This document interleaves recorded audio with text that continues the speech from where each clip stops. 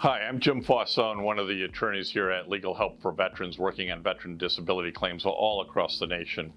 And thanks for joining us for this quick 4-minute video. One question we get a lot from our clients and prospective clients on VA disability claims is, hey, the VA denied my claim, what do I do now? And I think that's a pretty common reaction. In today's environment, you sort of have three options here. You can take that denial and go forward with what they call now a supplemental claim. This allows you to see what they denied, why they denied it, and supply new evidence, new information. It has to be new information, and have the claim, if you will, supplemented and then reevaluated for a rating. So that's one option. Second option is to say, hey, I've given you everything. The guy who scored it just doesn't know what he's doing, if you will, and let's do a higher level of review. So you get another rating officer, hopefully somebody with more experience, more education, and the same information gets a different result. So that's an option.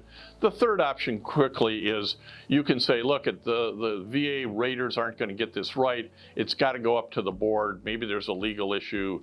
Maybe there's a nuanced issue that's not going to be decided by the raters and it needs board policy. So those are your three options, and in a nutshell. And when we get to ask that question, that's how we explain it.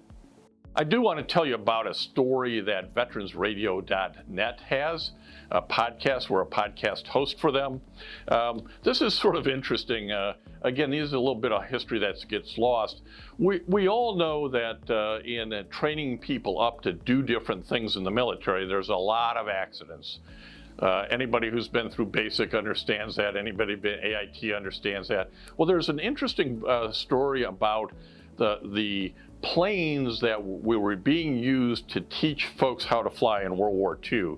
And it's the Great Navy Birds of Lake Michigan is the book.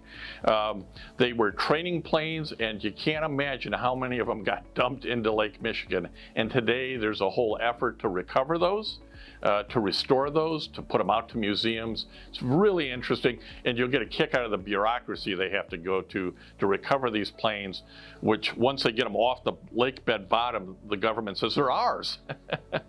They leave them on the lake bed bottom, but once you get them up, we want them, and you have to go through a bunch of hoops to get them released to these museums. Interesting story. There'll be a link below.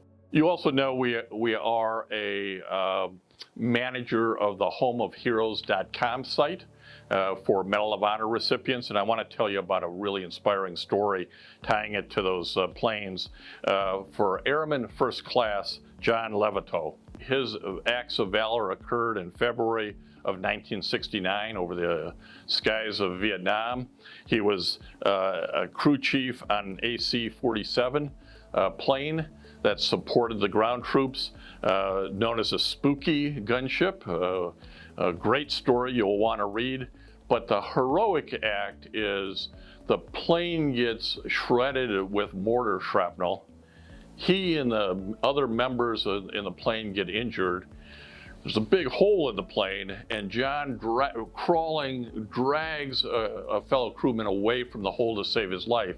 And if that's not bad enough, then a magnesium flare, which is about to go off, and it's 2 feet long or more, is about to go off in the plane, which would blow it up. He has to drag it to where that hole is and shove it out.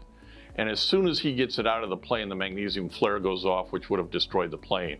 So heroic act. Read his story. There's more about it down below. And thanks for watching this Legal Help for Veterans video. And come on back next week.